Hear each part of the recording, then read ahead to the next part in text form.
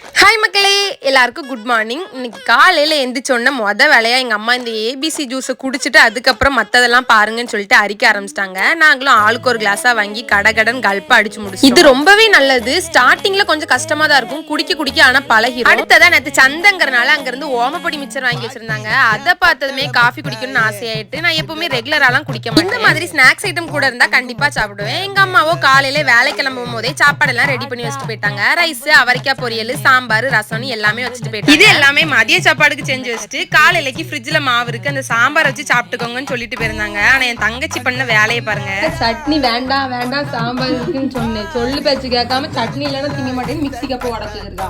எங்க அம்மா இப்ப விளக்கமா தூக்கிட்டு வருவா.